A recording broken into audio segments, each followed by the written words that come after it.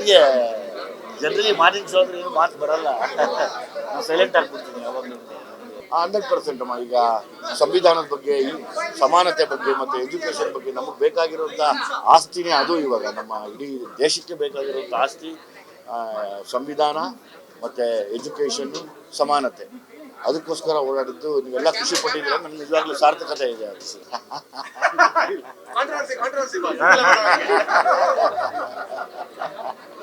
ಇಲ್ಲ ಇಲ್ಲ, ಡೈರೆಕ್ಟ್ ಏನು ಹೇಳ್ತಾರೋ ಅದನ್ನು ಮಾಡಿದ್ದೀನಿ. ಹೌದು, ಸಿನಿಮಾ, ನಮ್ಮ ಕನ್ನಡ ಸಿನಿಮಾನೇ ಒಂದು ಒಳ್ಳೆ ಕ್ರಾಂತಿಯಾಗಿ ಎಲ್ಲ ಸಿನಿಮಾಗಳು ಗೆಲ್ಲಬೇಕು, ಅದು ನಮ್ಮ ಆಸೆ. ಯಾವಾಗಲೂ ನಂದಾಗಲಿ, ಶೆಟ್ಟರ್ದಾಗಲಿ, ಜಡೇಶ್ದಾಗಲಿ, ನಾವು ಯಾವಾಗಲೂ ನಮ್ಮ ಸಿನಿಮಾ ಅಂತಲೇ ಮಾತಾಡ್ತಾ ಇರ್ತೀವಿ, ನಮ್ಮ ಕನ್ನಡ ಸಿನಿಮಾ. ಅದು ನಿರ್ದೇಶಕರ ಬರವಣಿಗೆ ಅದು. ಹಾಗಾಗಿ ನಾವು ಖುಷಿಯಾಗಿದ್ದೀವಿ. ನೀವೆಲ್ಲ ಹೇಳ್ಬೇಕು ಹೆಂಗಿತ್ತು ಅದು, ನನಗಿನ್ನ ಹೆಚ್ಚಾಗಿ. ಹೌದು, ಇವತ್ತಿಗೆ ಸಮಾಜದಲ್ಲಿ ನಡೀತಾ ಇರುವಂಥ ಕೆಲವು ಅಹಿತಕರ ಘಟನೆಗಳು, ಅದ್ರ ಬಗ್ಗೆ ಯಾವಾಗಲೂ ಪ್ರತಿಬಿಂಬಿಸೋದು ಸಿನಿಮಾ ಮೂಲಕ, ನಾಟಕಗಳ ಮೂಲಕ, ಹೋರಾಟಗಳ ಮೂಲಕ ಅದು ಮಾಡ್ತಾನೆ ಬಂದಿದ್ದೀವಿ, ಮತ್ತೆ ಮಾಡ್ತಾನೆ ಇರ್ತೀವಿ ಕೂಡ, ಅದನ್ನು ಬಿಡೋದಿಲ್ಲ. ಅದು ಆಕ್ಚುಲಿ ಡೈರೆಕ್ಟ್ರು ಅಷ್ಟು ಬೇಡ ಅಂತಿದ್ರು, ಅಷ್ಟು ಬೇಡ, ಇಷ್ಟಿದ್ರೆ ಸಾಕು ಅಂತ. ಬಟ್ ವಿಜಯ್ ಸರ್ ಹೇಳಿದ್ರು ಇಲ್ಲ, ಪಾತ್ರವಾಗಿ ಅಷ್ಟು ನೋವು ಅನುಭವಿಸಿದ್ರೆ ಅವನಿಗೊಂದು ಇದು ಬರುತ್ತೆ. ಅವ್ರ ಪಾತ್ರವಾಗಿ ಯೋಚನೆ ಮಾಡ್ತಿದ್ರು. ಮತ್ತೆ ಅದನ್ನ ಹಾಕಿಸ್ಕೊಂಡ್ರೆ ನಾನ್ ಸಣ್ಣವ್ರು ಹೋಗ್ತೀನ, ನಾನು ಇದಾಗ್ತೀನ, ನನಗೊಂಥರ ನಾಚಿಕೆ, ನನ್ ಕಾಲ್ ಕೊಡ್ಬೇಕಲ್ಲ ನನ್ಗೆ ಅವರು. ಬಟ್ ಅದು ಅವ್ರದ್ದು ಹೊಡ್ತಾನ. ಹಾಗಾಗಿ ಸಿನಿಮಾ ಯಾವಾಗಲೂ ಒಬ್ಬ ನಿರ್ದೇಶಕನ ಕನಸು ಹಾಗೆ ಇರುತ್ತೆ. ಅಂದರೆ ಪ್ರತಿ ಸರಿ ನಾನು ಮಾಡಿದಾಗಲೂ ಬೆಳವಣಿಗೆಯಲ್ಲಿ ಮಾಡಬೇಕು ಅನ್ನೋದಕ್ಕೆ ಜಡೇಶ್ ಸಾಕ್ಷಿ ಆಗಿದ್ದಾರೆ. ಜೊತೆಗೆ ನಮ್ಮ ಕ್ಯಾಮ್ರಾಮನ್ ಸ್ವಾಮಿ ಆಗ್ಬೋದು, ಕರ್ಣ ಆಗ್ಬೋದು, ಇಡೀ ತಂಡ, ನಮ್ಮ ಆರ್ಟ್ ಡೈರೆಕ್ಟ್ರು ಎಲ್ಲರೂ ಸಾಕ್ಷಿ ಆಗಿದ್ದಾರೆ. ಎಲ್ಲ ಕಲಾವಿದರು ಕೂಡ ಅದಕ್ಕೆ ನಿಂತಿದ್ದಾರೆ ಜೊತೆಯಲ್ಲಿ. ಮಾಪಕರ ಬಗ್ಗೆ ನಾವು ಹೇಳ್ಬೇಕಂದ್ರೆ ಪಾಪ ಅವರು ಅವರೇ ಒಂದು ಹೋರಾಟಗಾರ. ಅಂದರೆ ಅವ್ರದ್ದೊಂದು ನಾನು ಹಿಂಗೆ ಮಾಡಬೇಕು, ಹಿಂಗೆ ಆಗಬೇಕು ಅನ್ನೋದು ಅವ್ರ ಕನಸು. ಅದ್ರ ಬಗ್ಗೆ ನನಗೆ ತುಂಬ ಖುಷಿ ಇದೆ. ಯಾವುದ್ರದ್ದು ಎಷ್ಟು ಸ್ಕ್ರಿಪ್ಟಲ್ಲ ಅವರಿಬ್ಬರು ಸೇರಿದಾಗ ಅದೇ ಒಂದು. ಈಗ ನಾನು ಶೆಟ್ಟರ್ ಯಾವಾಗಲೂ ಸಮಾನತೆ ಬಗ್ಗೆನೇ ಮಾತಾಡ್ತಾ ಇರೋದು. ಎಲ್ಲೋದ್ರೂ ಸಮಾನತೆ ಯೋಚನೆ ಮಾಡ್ತಾ ಇರ್ತೀವಿ.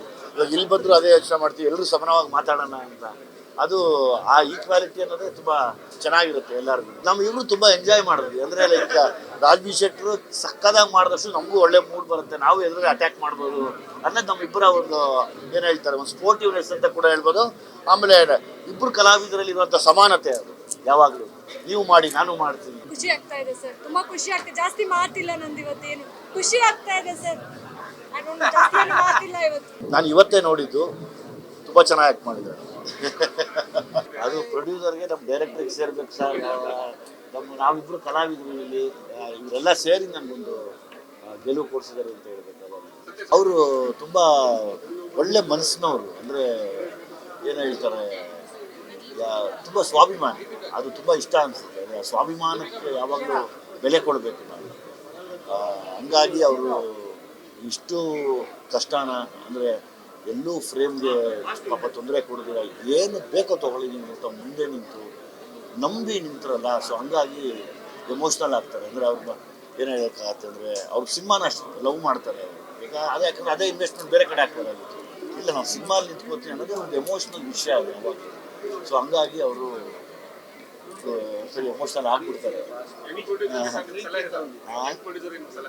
ಯಂಗ್ ಪ್ರೊಡ್ಯೂಸರ್ ಅವರು ಇಡೀ ಚಾರ್ಮಿಂಗ್ ಅವರು ಯಾವಾಗಲೂ. ಯಾವುದಮ್ಮ, ಇಲ್ಲ ಇಲ್ಲ ಇಲ್ಲ, ಈಗ ಎಲ್ಲ ಸಿನಿಮಾ ಬಂದಾಗ ಒಂದೊಂದು ಗ್ಯಾಪ್ ಇಟ್ಕೊಂಡು ಎಲ್ಲ ಬಂದಾಗ ಚೆನ್ನಾಗಿರುತ್ತೆ ಅಷ್ಟೇ. ಇಲ್ಲಾಂದರೆ ಆಡಿಯನ್ಸ್ ಡಿವೈಡ್ ಆಗ್ಬೋದು, ಅಥವಾ ಸಮ್ಟೈಮ್ಸ್ ಒಂದು ಫೇಲ್ಯೂರ್ ಆಗ್ಬೋದು, ಒಂದು ಸಕ್ಸಸ್ ಆಗ್ಬೋದು, ಅಥವಾ ಎರಡೂ ಸಕ್ಸಸ್ ಆಗ್ಬೋದು. ಸಿನಿಮಾದ ಗೆಲ್ಲೋ ಫಾರ್ಮುಲಾ ಯಾರಿಗೂ ಗೊತ್ತಿಲ್ಲ. ಅಂದೇನಿಲ್ಲ, ಎಲ್ಲ ನಮ್ಮ ನಟರು ನಿರ್ಮಾಪಕರು ಕೇಳಿದ್ದು ಕೊಟ್ಟರು, ಆರ್ಟಿಸ್ಟ್ಗಳು ನಾನು ಹೇಳಿದ್ದು ಅವ್ರು ಮಾಡಿದ್ರು, ನಾನು ಏನು ಮ್ಯಾನೇಜ್ ಮಾಡಿದೆ ಎಲ್ಲ. ಇಲ್ಲ ನನಗೆ ಎಲ್ಲರೂ ಸಪೋರ್ಟ್. ಅಂದರೆ ಸ್ಟ್ರೆಂತ್ ಕ್ಯಾಮ್ರಾಮನ್ ಸಿಕ್ಕರು, ಆಮೇಲೆ ಡೈಲಾಗ್ ರೈಟರ್ ಮಾಸ್ತಿ ಶ್ರೀಕಾಂತ್ ಸಿಕ್ಕರು, ಅದ್ಭುತವಾದ ನಟರು ಸಿಕ್ಕರು. ಎಲ್ಲರೂ ಒಂದು ಸಣ್ಣ ಸಣ್ಣ ಪಾತ್ರ ಕೂಡ ಅದು ನನ್ನ ಲೆಕ್ಕ ಅಂತ ಬರ್ತೀನಿ.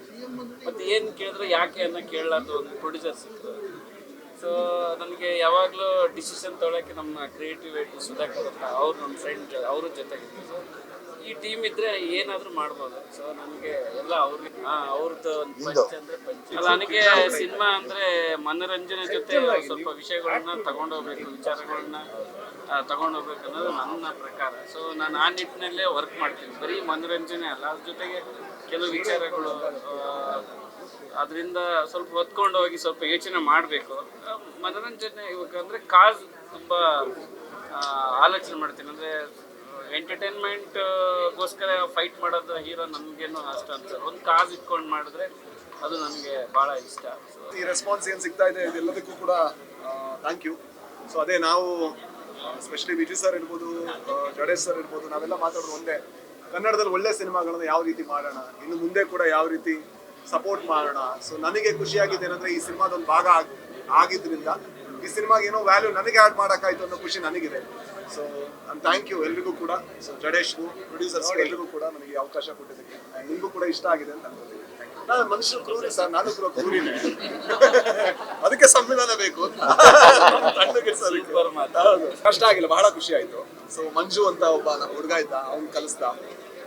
ಜೊತೆಗೆ ನನಗೆ ಭಾಷೆ ಬಗ್ಗೆ ಬಹಳ ಆಸಕ್ತಿ ಇದೆ. ಅದು ಯಾವ ಭಾಷೆ ಆದ್ರೂ ಕೂಡ ಕಲಿಬೇಕು, ಅದನ್ನ ಸರಿಯಾಗಿ ಪ್ರೊನೌನ್ಸ್ ಮಾಡಬೇಕು ಅಂತ ನಾನು ಅನ್ಕೋತೀನಿ.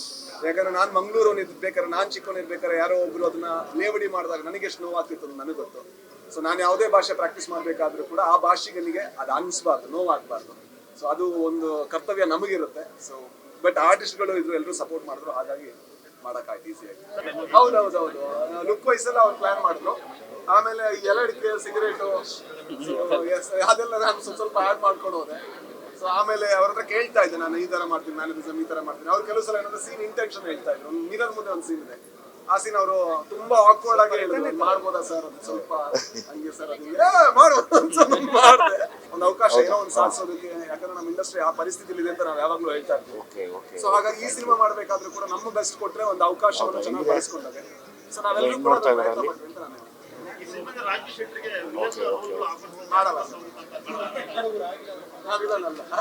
ಹಾಗಂತ ಹೀರೋನು ಅಲ್ಲ, ಪಾತ್ರಗಳನ್ನು ಮಾಡ್ತೀವಿ. ಇದ್ರಲ್ಲಿ ಪಾತ್ರ ಅದು ಟೈಪ್ ಕಾಸ್ಟ್ ಮಾಡೋದು, ಅದೇ ಆಕ್ಚುಲಿ ನಮ್ಮ ಇಂಡಸ್ಟ್ರಿ ನನಗೆ ಅದೇ ಬೇಜಾರಾಗುತ್ತೆ. ಯಾರೋ ಒಬ್ರು ಗೋಪಾಲ್ ಕೃಷ್ಣ ದೇಶಪಾಂಡೆ ಬಹಳ ದೊಡ್ಡ ನಟ, ಅವರು ಗರುಡ ಗಮನ ಮಾಡಿದ್ಮೇಲೆ ಅವ್ರ ತಂದೆ ಪಾತ್ರ ತಪ್ಪಿ ಬೇರೆ ಬೇರೆ ಪಾತ್ರ ಕಲಿಸಲಾಗುತ್ತೆ.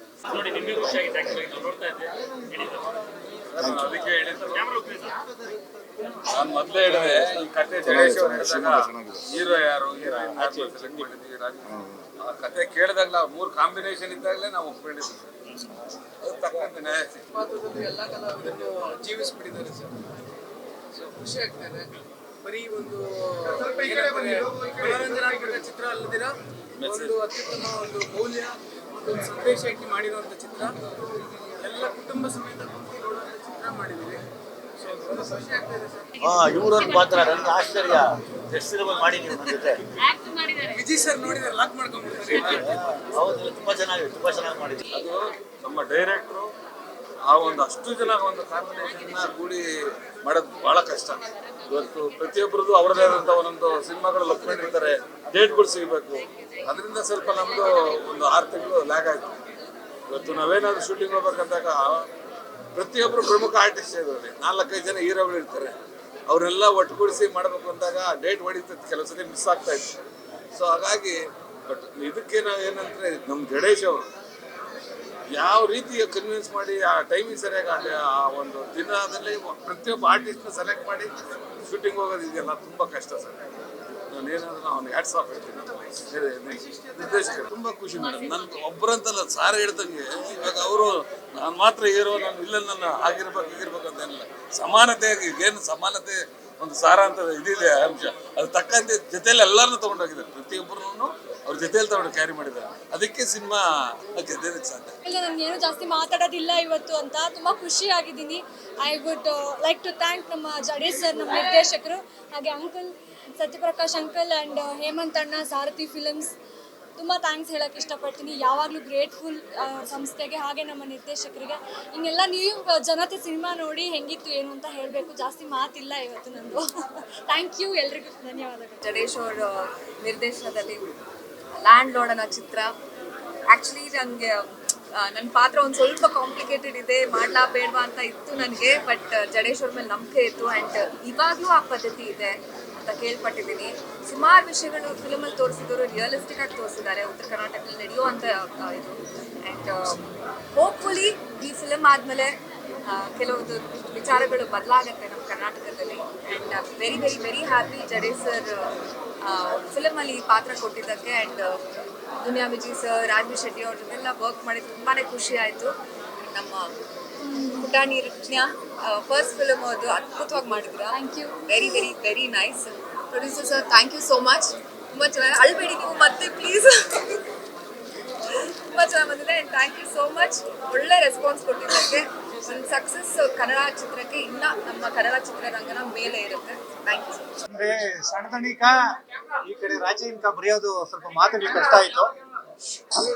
ಬಟ್ ತುಂಬಾ ಜಡೇಶ್ ಅವ್ರ ಕತೆಗೆ ಮಾತು ಬರೆಯೋದು ತುಂಬಾ ಸ್ವಲ್ಪ ಜವಾಬ್ದಾರಿ ಇರುವಂತ ಕೆಲಸ. ನನಗೆ 35 ಮಾರ್ಕ್ಸ್ ಆಲ್ರೆಡಿ ಬರ್ಕೊಟ್ಬಿಟ್ಟಿದ್ರು ಶ್ರೀಕಾಂತ್, ನನ್ನ ಸಹ ಬರಹಗಾರ. ಸೊ ಅದಕ್ಕೆ ಕೋಲಾರ ಭಾಷೆನ ಮಂಜು ಅಂತ ಕೋಲಾರ ಹುಡುಗನೇ ಬರ್ದಿರೋದು. ಸೊ ಇವತ್ತು ಥಿಯೇಟ್ರಲ್ಲಿ ನೋಡಿದಾಗ ಯಾವುದೂ ಔಟ್ ಆಫ್ ಬಾಕ್ಸ್ ಅಂತ ಅನ್ಸಲ್ಲ, ಇನ್ಬಿಲ್ಟ್ ಬರಿಬೇಕಾಯ್ತು. ಮತ್ತೆ ಈ ತರದ ಸಬ್ಜೆಕ್ಟ್ಗಳು ಪ್ರತಿ ಹಳ್ಳಿಗೆ ಪ್ರತಿ ಮನೆಗೆ ತಲುಪಬೇಕು. ಆವಾಗ ಅದಕ್ಕೆ ನಾವು ರಾಜ್ ಬಿ ಶೆಟ್ಟರ್ಗೆ ಮತ್ತೆ ದುನಿಯಾ ವಿಜಯ್ ಅವ್ರಿಗೆ ತುಂಬಾ ಥ್ಯಾಂಕ್ಸ್ ಹೇಳ್ಬೋದು. ಯಾಕಂದ್ರೆ ಇಬ್ರು ವಿರುದ್ಧ ದಿಕ್ಕು ಇದರಲ್ಲಿ ಮುಖಾಮುಖಿಯಾಗಿ ನಟಿಸಿರೋದು. ಈ ಒಂದು ಇದು ನಡಿಬೇಕು ನಮ್ಮ ಇಂಡಸ್ಟ್ರಿಯಲ್ಲಿ. ಅಂದ್ರೆ ಕತೆಗಳಿಗೆ ಪಾತ್ರಗಳಾದಾಗ ತುಂಬಾ ಒಳ್ಳೇದಾಗುತ್ತೆ. ಅವ್ರಿಬ್ರು ಈ ಪಾತ್ರಗಳಲ್ಲಿ ಜನ ಎಂಜಾಯ್ ಮಾಡ್ತಾ ಇರೋದು ನೋಡಿದಾಗ ಮತ್ತೆ ರೈಟರ್ ಆಗಿ ನನಗೆ ಅವ್ರು ಬರಿಬೇಕು ಅಂದಾಗ ತುಂಬಾ ಖುಷಿ ಆಗುತ್ತೆ.